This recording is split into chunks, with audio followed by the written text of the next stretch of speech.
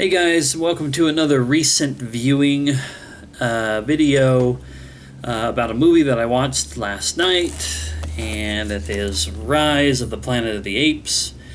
I watched this now, finally, after having owned it for a while because, as I showed before, I got Dawn of the Planet of the Apes, and I figure if I want to watch that anytime soon, I better watch the first one.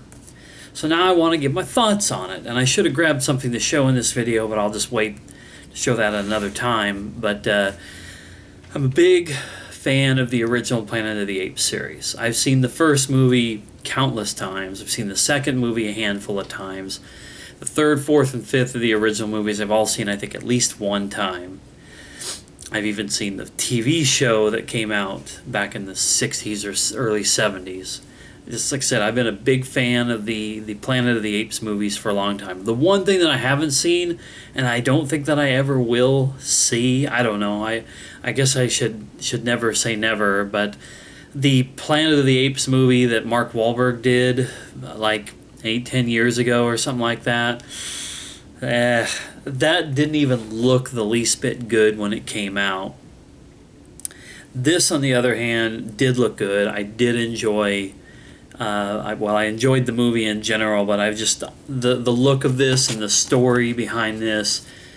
I don't know if this is supposed to be telling the tale of how things get to the original Planet of the Apes movie, or if this is a re-envisioning of that story, or if it's not supposed to have anything at all to do with it. I don't know, but I was just really good. James Franco is like the lead actor. He's basically a scientist at some company called Genesis, and his father, played by John Lithgow, has Alzheimer's and dementia. It looked like he had the whole thing and just didn't know what was going on.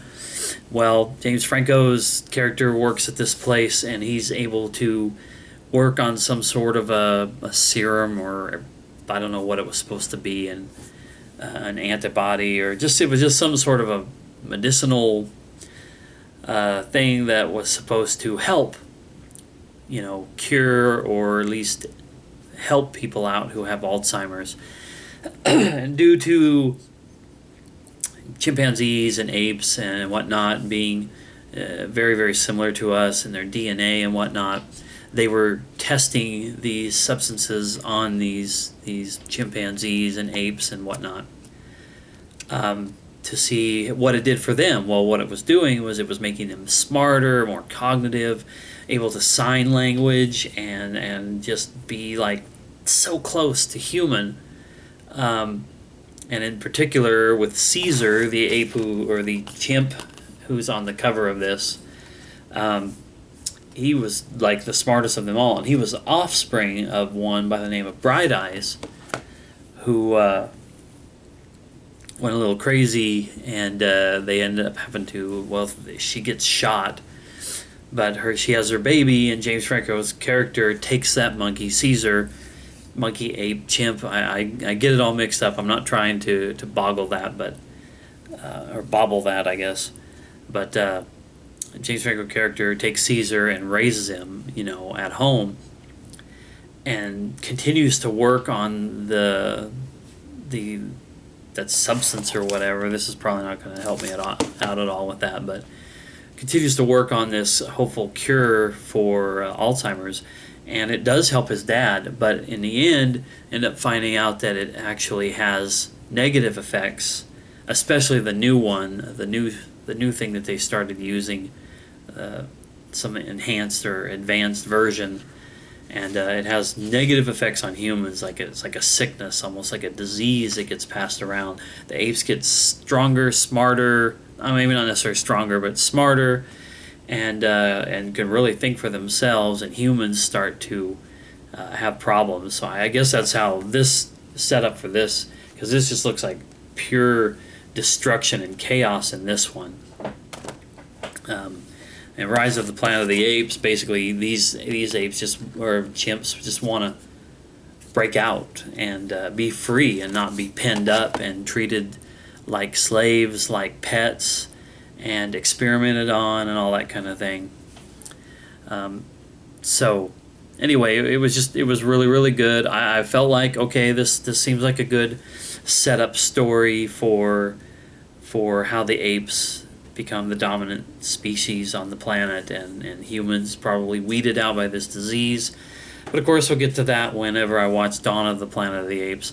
But I really enjoyed this. Like I said, I'd love to know how this and this one work into the entire universe of the Planet of the Apes movies. But even if they have nothing to do with it, I was fairly entertained, and I approve.